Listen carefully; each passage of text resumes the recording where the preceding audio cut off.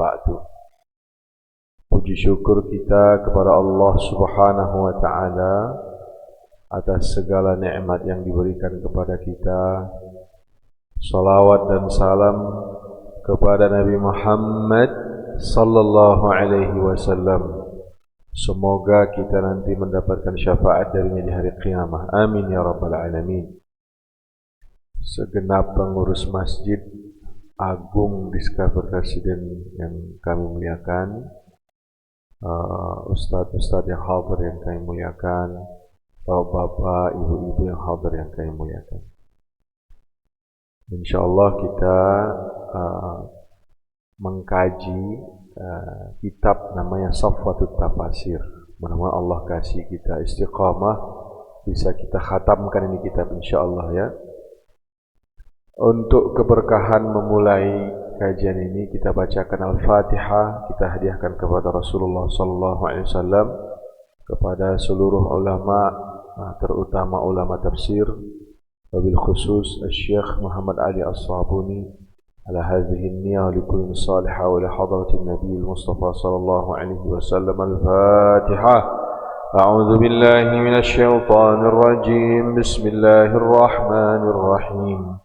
الحمد لله رب العالمين الرحمن الرحيم مالك يوم الدين إياك نعبد وإياك نستعين اهدنا الصراط المستقيم صراط الذين أنعمت عليهم غير المغضوب عليهم ولا الضالين آمين.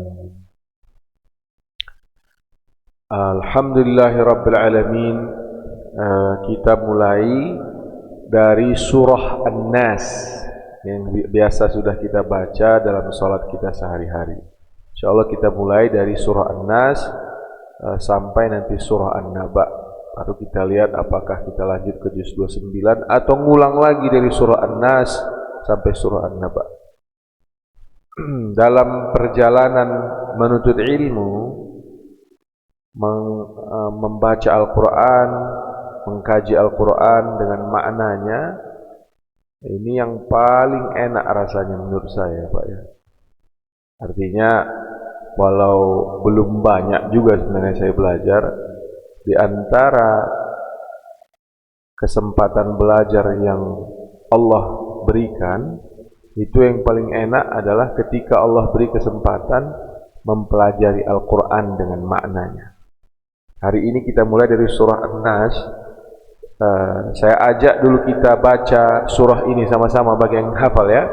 Surah An-Nas. Bersama-sama ibu-ibu bapak-bapak ya. A'udzu billahi minasy syaithanir rajim. Bismillahirrahmanirrahim.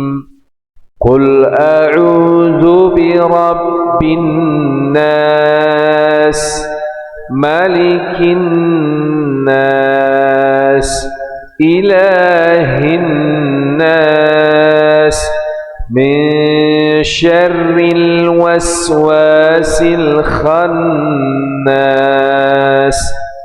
alladzi yuwaswisu fi sudurin nas minal jinnati wan nas. Alhamdulillah. Pertama saya baca tafsir ini dari akhir ya Bapak Ibu ya. Qala Asy-Syaikh Muhammad Ali As-Sabuni tanbihun an Aisyah radhiyallahu anha qalat kana Rasulullah sallallahu alaihi wasallam idza awa ila firashihi jama'a kaffaihi wa nafatha fihi ma wa qara'a qul huwallahu ahad wal mu'awwidhatain thumma masaha bihi ma istata'a min jasadihi yabda'u bi ra'sihi wa wajhihi wa ma aqbala min jasadihi yaf'alu dzalika thalathan.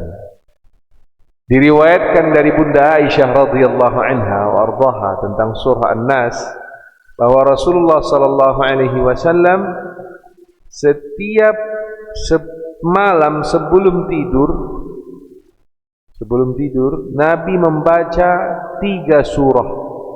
Nabi membaca 3 surah. Pertama, Al-Ikhlas, Qul huwallahu ahad. Yang kedua, Al-Falaq. Yang ketiga, An-Nas. Nah, ini bagi siapa yang ingin punya ilmu segala-galanya, ilmu kebal, ilmu tahan santet, ilmu tahan pelet, ilmu apa dan sebagainya, amalkan juga ini.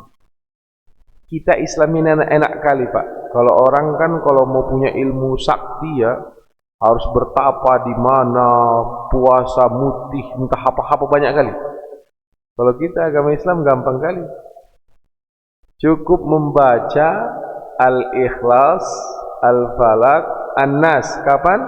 Sebelum tidur. InsyaAllah dijaga oleh Allah SWT. Ya. InsyaAllah dijaga oleh Allah. Tapi tata caranya, sesudah dibaca oleh Rasulullah SAW, dia tiup telapak tangannya. Ya. Baca Qul huwallahu ahad, Qul a'udzu birabbil falaq, Qul a'udzu birabbin nas. Sesudah selesai, sesudah ditiup oleh Rasulullah SAW, dia usap ke seluruh badannya. Dan dia lakukan yang demikian 3 kali. Jangan lagi pergi kita ke Mbah Dukun ya. Karena Nabi dah ajari. Kita orang Indonesia karena banyak kearifan lokal kita ya. Bilang ada yang nompang lah, ketumpangan lah, banyak kali ya. Kesurupan lah dan lain sebagainya. Dalam agama kita, kalau memang benar kita diganggu oleh jin, kalau memang benar diganggu oleh jin ya, maka cukup kita mengamalkan setiap sebelum tidur baca Qul a'udzu birabbin nas, Qul a'udzu birabbil falaq, Qul huwallahu ahad. Ditiupkan ke tangan, usapkan ke seluruh barang dari sebelah depan saja. Karena sebelah belakang nggak bisa kita kan. Lakukan yang demikian berapa? 3 kali. Maka seluruh jampi-jampi dilindungi oleh Allah kita semua. Dilindungi oleh Allah. Biasanya ini orang yang punya karir kan, apalagi karirnya jabatan yang basah. Ini kan adu kuat dukun biasanya orang di Indonesia kita ini. Kadang-kadang nggak tahu saya udah sekolah tinggi-tinggi masih adu kuat dukun gitu ya. Ternyata pas saya pelajari film yang paling laku termasuk Harry Potter kan, itu kan film dukun semua kan Pak ya. Berarti manusia modern di dunia ini seluruhnya suka cerita tentang apa? Perdukunan. Padahal Allah SWT ajarkan kita, Rasulullah SAW ajarkan kita ya. Itu yang pertama tentang fadilah surah ini. Yang kedua kita coba lihat artinya ya. Saya yakin kita ini sering menjadikan surah ini jadi bacaan sholat kita. Karena kita semua hafal saya yakin ya. Qul a'udzu birabbin nas. Katakanlah Muhammad, aku berlindung kepada Tuhannya manusia atau kepada yang memelihara manusia. Qul a'udzu birabbin nas. Kemudian malikin nas, rajanya manusia. Ilahin nas, Tuhannya manusia. Ini kalau 3 nama dibawa berarti sesuatu yang hebat ini sesudahnya. Ada 3 nama Allah di sini disebutnya. Rabban nas, Malikin nas, Ilahin nas. Yang maha memelihara, raja di atas segala raja. Kemudian apa? Yang disembah oleh kita manusia.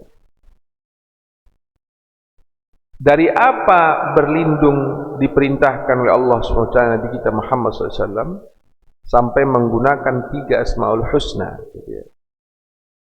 Kalau kita baca sedikit tafsirnya ini, Qul a'udzu ay Qul ya Muhammadu a'tasimu wa altaji'u wa astajiru birabbin nas ay bi khaliqin nas. Makna dari a'udzu altaji'u wa astajiru wa a'tasim, begitu katanya. Bi rabbin nas, bi khaliqin nas, penciptanya manusia, pemeliharanya manusia, pengaturnya manusia.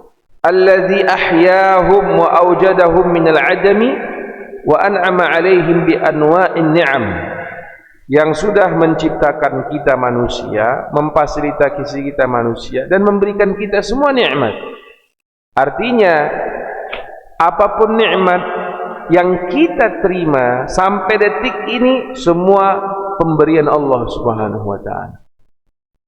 Kemarin saya diskusi dengan seorang guru, dia dari Mesir ini, gurunya dari Mesir.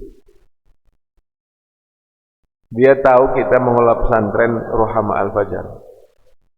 Jadi enggak tahu saya, dilihat wajahnya saya, katanya wajah pusing katanya. Padahal saya sedang tidak pusing, ya gitu kan. Menurut saya sedang tidak pusing, tapi menurut dia saya sedang pusing. Dia bilang apa? Suatu hari ada seorang hamba yang yakin sekali bahwa yang maha memberi itu Allah SWT, yang memfasilitasi hidup kita ini Allah SWT. Oke Pak ya. Jadi sebut saja kalau istilah sekarang, ini bulan-bulan ini kan bulan-bulan rata-rata ayah lagi puyeng ini ya, kalau duitnya pas-pasan. Ini bulan ini ayah yang pas-pasan duitnya lagi puyeng Pak. Kenapa? Karena sedang anak mau ujian. Kalau anaknya 3 ini sekolah me-WA ayahnya, kalau nggak lunas ujian, kalau nggak lunas SPP nggak boleh ujian. Oh, ini ayah yang uangnya pas-pasan lagi puyeng nih Pak. Udahlah SPP belum lunas, bini belum apa-apa, ayah nanti kita liburan jalan-jalan kemana? Aduh, ini kebayang nggak ibu jadi ayah itu gimana repot ya. Udah itu pergi ke kantor dia yang belum gajian ini, dimarahi pula dia sama atasannya. Hahaha, gitu kan? Kayak gitulah kira-kira ya. Anak 3 mau ujian, duit belum ada, ya. Bini nggak pengertian pula, minta jalan-jalan dia nanti kan. Di kantor dimarahi pula, di jalan motor kesenggol pula Pak. Allahu Akbar. Lengkap ini sudah ya. Tiba-tiba katanya ini orang pergi ke masjid. Akhirnya sesudah dia berusaha ya Pak ya. Sesudah dia berusaha maksimal, akhirnya dia pergi ke masjid. Habis sholat Isya, sesudah bahkan dimatiin lampu oleh marbot ini bilang, Pak saya mau matiin lampu. Oh biarin aja, saya mau berdoa kepada Allah SWT. Marbot ini kayaknya kesian sama si bapak ini, dibiarkan dia berdoa di situ. Dia berdoa benar-benar kepada Allah SWT. Dia yakin bahwa Allah yang maha memberi, Allah yang mengatur, Allah yang menciptakan, Allah yang meniadakan. Dia berdoa kepada Allah SWT sampai mungkin hampir jam 11 malam atau setengah 12 malam. Apa yang terjadi Pak? Orang kaya yang ada di dekat masjid itu rumahnya tiba-tiba bermimpi. Mimpinya apa? Kau pergi dulu ke Masjid Agung Discovery Residence, ada orang di itikaf di sana belum pulang-pulang. Butuh duit, dia mau bayar SPP anaknya katanya. Dah, kebangun nih orang kaya. Mimpi doang itu mah. Ya Pak ya? Mimpi doang. Tidur lagi dia. Karena ngantuk jam 11 langsung tidur. Tidak lama mimpinya sama. Kau pergi dulu ke Masjid Agung Residen itu, ada orang sedang itikaf. Kau kasih dulu dia duit, dia butuh SPP 3 anaknya, bininya minta jalan-jalan. Terus motornya tadi kesenggol, memperbaikinya sekian rupiah, katanya gitu Pak. Kebayang. Ini kalau ceritanya, ini bapak butuh uang 100 dinar pada waktu itu. Mimpi ini dibilang dia butuh uang 100 dinar, dia udah usaha tapi nggak ada duitnya. Akhirnya si orang kaya ini bangun Pak. Kalau zaman sekarang mungkin nyalain mobil, ceng. Memang pas dilihat masjidnya mati lampu, gak ada orang. Ini Assalamualaikum, ada orang tidak? Ada. Sini kau dulu katanya. Aku mimpi sampai 2 kali disuruh aku ngasih duit kau 100 dinar. Nih, 100 dinar ambil duitnya. Tahu nggak apa? Dia tentu dong namanya ayah yang SPP anaknya 3 ditagih bini jalan-jalan mau terus. Ya Allah, alhamdulillah, terima kasih ya Allah. Dan dia bilang terima kasih Pak ya. Terus si bapak ini bilang apa? Pak, besok-besok kalau bapak butuh sesuatu, rumahku nomor sekian di klaster sekian. Masya Allah, ternyata bapak ini, bapak yang etikaf ini, punya konsep hidup yang luar biasa. Apa itu? Yang ini susah kali untuk saya punya, juga sedang saya pelajari. Ternyata prinsip hidupnya, saya akan berusaha semaksimal-maksimalnya yang bisa saya bisa. Sesudah itu saya hanya minta kepada Allah SWT. Dia bilang apa sama orang kaya ini? Mohon maaf Pak, saya terima kasih perbuatan baik Bapak. Terima kasih juga niat baik Bapak membantu saya. Terima kasih juga niat baik Bapak menawarkan ke saya bantuan untuk yang akan datang. Tapi Pak, saya tetap meminta kepada yang mengirim Bapak ke masjid ini ngasih saya duit. Coba itu. Si istiqomahnya si Bapak yang itikaf tadi, dia bilang apa? Terima kasih tawaran Bapak. Bapak akan bantu saya nanti ke depan. Dia bilang apa? Karena saya tetap akan meminta kepada siapa? Pemiliknya saya, pemeliharanya saya, yang mengantarkan Bapak datang ke masjid ini, mengantarkan duit 100 dinar. Saya ini kalau udah kenal orang baik, Pak Allah, kita terima kasih Pak ya, kita ajak ngopi padahal tujuannya minta bantuan, ya kan? Kita ajak ketemuan padahal modus karena kita pengen sesuatu. Dari sini kita belajar, qul a'udzu birabbin nas, malikin nas, ilahin nas.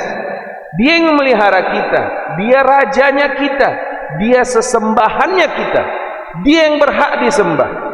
Kalau kita paham ini di darah kita, ceritanya akan sama kayak yang Bapak tadi Pak. Dan cerita-cerita seperti ini sudah banyak diceritakan oleh guru-guru kita. Para nabi-nabi mengalami ini, para kekasih Allah mengalami ini. Sesudah kita berusaha maksimal, serahkan semuanya kepada Allah SWT. Dan jangan terlalu bergantung kepada siapapun selain Allah SWT. Jika kita berharap kepada apapun dan siapapun, pasti kecewa kita. Dan itu pernah sudah kita alami pasti. Kita sudah diajari oleh Allah SWT. Saya dan kita semua ini sudah diajari Allah SWT. Bahwa semakin tinggi kita berserah diri kepada Allah SWT, semakin mudah solusi hidup kita. Tapi semakin kita menggantungkan urusan hidup kita ini kepada orang yang kita yakin bisa membantu, ribet urusannya nanti.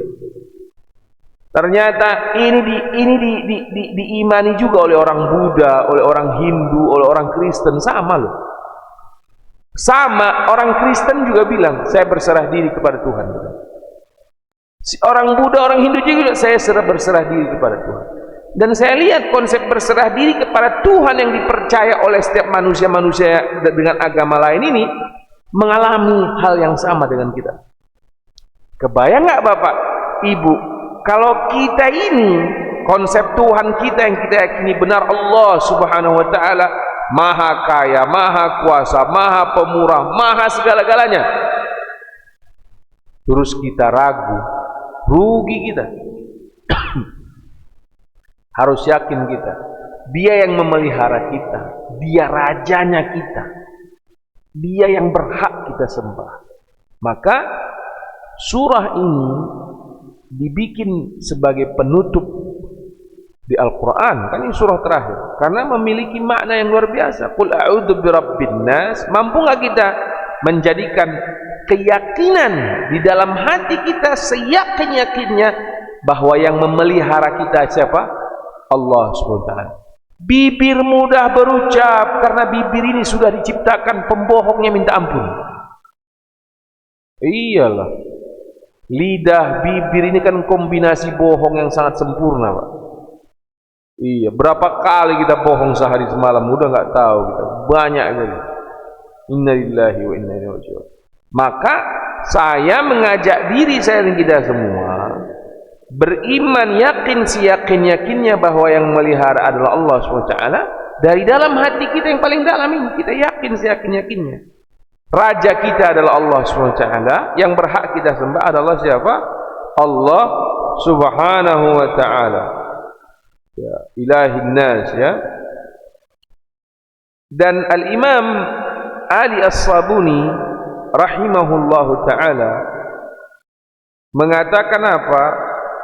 Perpaduan